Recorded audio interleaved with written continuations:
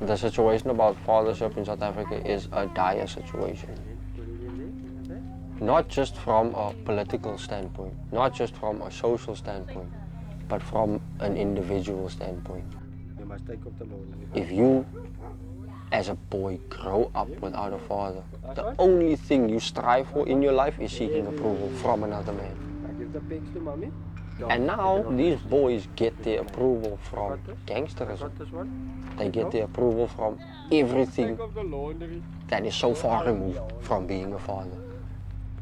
And that's how fatherless society is starting to corrupt our young people.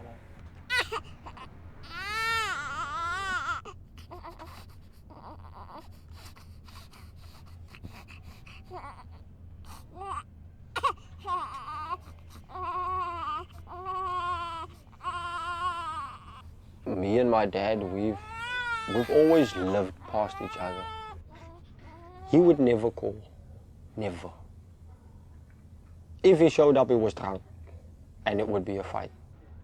There was no role model from his side, you know. There was no effort from his side.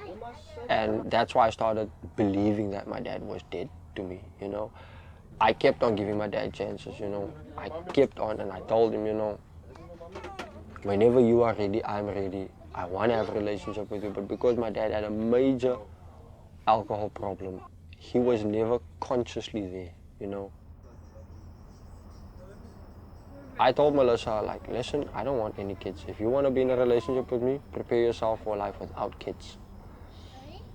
A year and a half went by, and we got engaged. And I told her, if we're going to have kids and when we are going to have kids, I want to be the polar opposite of my dad. If I'm going to be a dad, I want to strive to be my dad's polar opposite.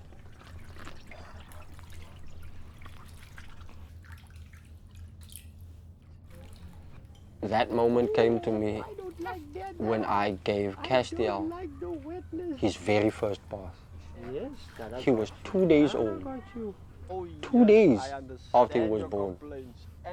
I took him and I gave him his first bath. As I was washing him, you know, I felt a profound sense of responsibility. But in that moment, the sense of longing for a father became very overwhelming for me.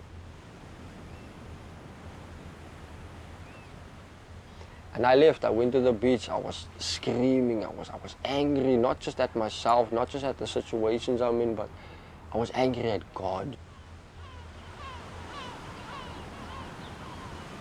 I was just sitting there, just going through all my memories, you know, and the longing for a father was so big in that moment. I asked myself over and over, but why could you, Kurt, why could you make the easy choice to say, I want to be an active father. I want to be a present father in the life of my son. But that same decision was a mountain for your dad. And in that moment is where I realized, Kurt, it's not about you anymore. You are important. You are loved. You are wanted. But now, you need to acknowledge everything that you have and use that to teach your son to be the mentor he never had.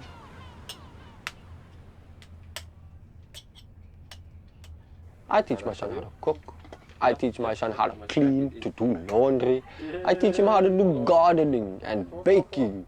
So when my son is at an age where he is conscious enough to understand his situations, he'll be able to say, but my dad was there. My dad had an active role in my life. My dad never pushed me away. My dad never lost his temper on me. My dad never abused me. My dad never abused my mother. Thank you.